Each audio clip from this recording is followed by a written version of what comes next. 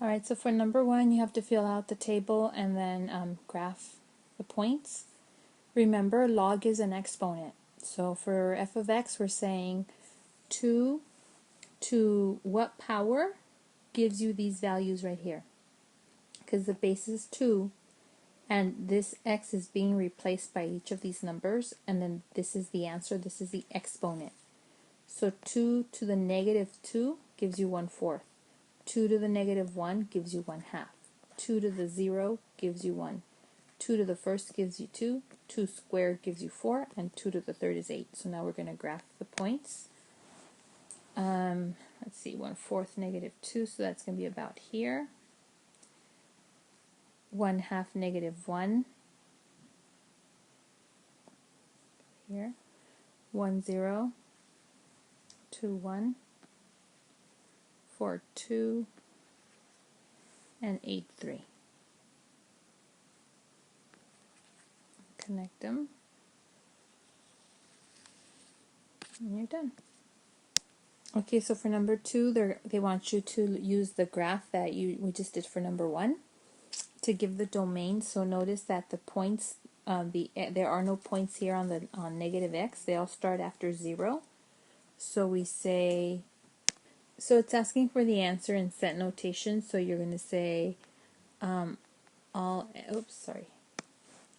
x such that x is greater than 0. And then the braces. For the range, notice the range is the y, right? So this means it goes down forever, and then the fact that this is going up with an arrow going up forever, that means that the range is all reals.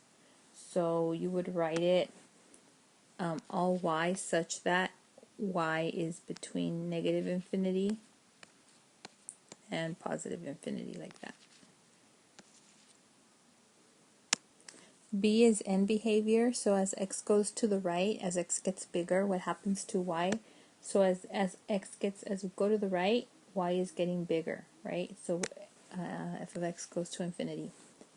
And as x gets smaller, now it can't go to negative infinity, as a matter of fact. So I'm going to have to change this as x goes to 0. Okay, from the right side. So you put a little plus right there. As x goes to 0, as we go more and more to the left, getting closer and closer to 0, the graph is going lower and lower, right? The y value is going down, so it's negative infinity. As far as x-intercept, you can see it right here. The graph crosses at 1 0. So the x-intercept is 1 0, and it never touches the y-axis, so it's none. So logarithmic functions do not have horizontal asymptotes. They actually have vertical asymptotes. And you can tell by looking at this one that this is going to be along the y-axis, because this graph is never going to cross over here. It's always going to stay to the right of the y-axis. So the vertical asymptote is x equals 0. Okay, so he is asking you to give the interval where the function has positive values and where it has negative values. So the values that it's talking about is talking about the y. So the y is positive from here to here, because all the points are up here on the positive y-axis. The function is negative from here to here, because all of the values here have a negative y value. So to answer that question, you would say positive values in the interval from 1 to infinity, when x is 1 to infinity. Okay?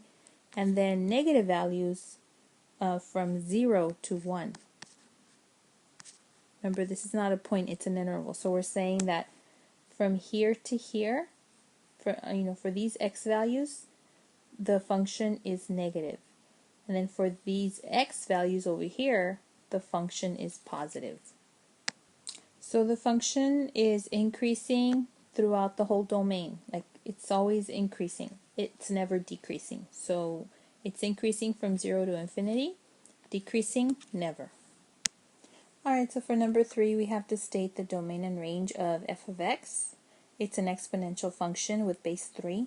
So remember, every exponential has the domain of all reals. Oh, and they wanted in set notation, but it's okay. We'll do that for the next one. The range, that's all the point. That's your y. So there's nothing down here on the negative side. Everything's up here above the x-axis. So the range would be all y such that y is greater than 0. For B, it's asking you to describe any restrictions you have to place on the domain of the function so that the inverse is also a function. This is a one-to-one function, so it's automatically, it has an inverse function because it's one-to-one. So we don't have to put any restrictions on the domain. Alright, so for C, we are writing the inverse for this function. So remember, replace f of x with y.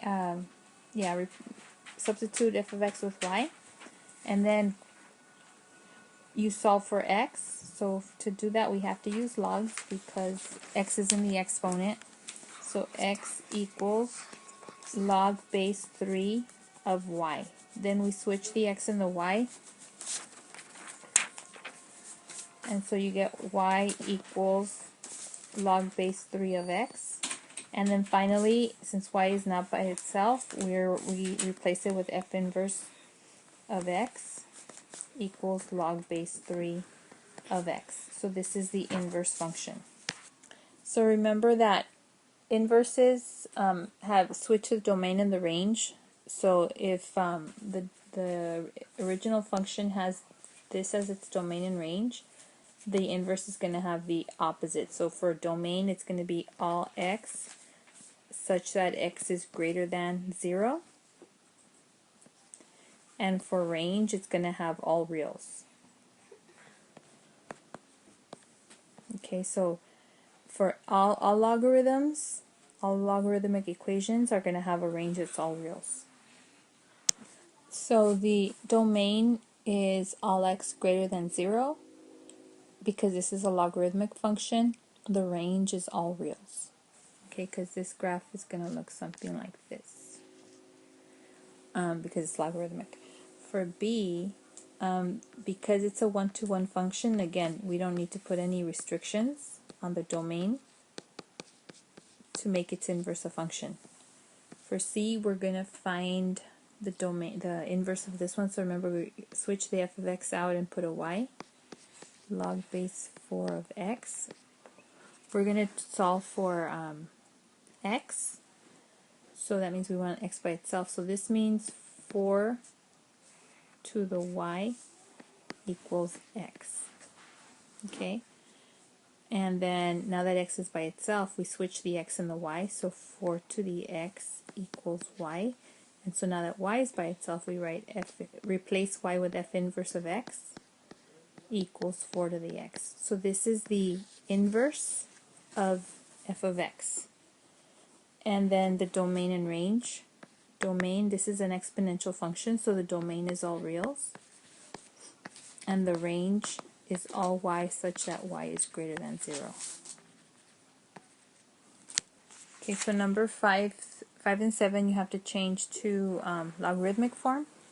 So we write log base 5 of 125 equals the exponent, which is 3. And then for number 7, log base 3 of n equals the exponent, which is m. For 9 and 11, we go backwards. We're going to write it in exponential form. So right here, the base is 6, the exponent is 4, and it equals 1296. For number 11, the base is 8, the exponent is y, and it equals x. For number 13, you have to evaluate. So for example, the first one, log base 3 of 243. So they're asking you 3 to what power gives you 243. So 3 to the 5th power is 243, so the answer to this problem is 5. 3 to the 5th power. The next one, f of 1 over 27, so we're saying 3 to what power gives you 1 over 27? Well, you know we need a negative exponent, right, to take the reciprocal of 3. And we know that 3 to the third is 27, so the exponent that would work here is negative 3. And then right here, think of, you're saying 3 to what power gives you the square root of 27. But remember, another way of writing square root of 27 is 27 to the 1/2. And then 27 could be written as 3 cubed to the 1/2. And so remember, when it's power to power, you multiply. So 3 times 1/2 is 3/2. So this is 3 to the 3/2. So connect this one with this one. So that means that the exponent has to be 3/2. So the answer to this one, to f of 27, is 3/2. I mean, f of radical 27. Okay, so for 15, we're evaluating the logs. And so we're saying 1/4 to what power equals 1 over 64. Well, 4 to the third is 64. And since they're both like, it's 1 over 4 and 1 over 64, then this log equals 3. So what goes in here is 3. For the next one, you're saying 1/4 to what power gives you 256. Well, here I know that the exponent has to be negative because I've got to take the reciprocal of 256 because my base is 1 over 4. And 4 to the, I believe it's 4 to the 4th power is 256. So that means that the exponent has to be negative 4. Okay, for the next one, I forgot to write the other side, so it's going to be log of 1/4, log base 1/4 of 3 to the square root of 16. So we're saying 1/4 to what power equals the cube root of 16.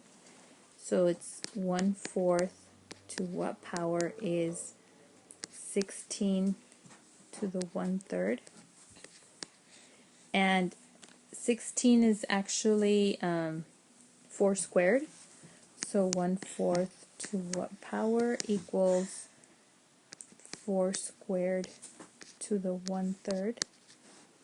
Okay, so I got to multiply those two together. So 1/4 to what power equals 4 to the 2/3. And since I want my bases to be equal, right, I have to take the opposite of 2/3 to make this one into a 1/4.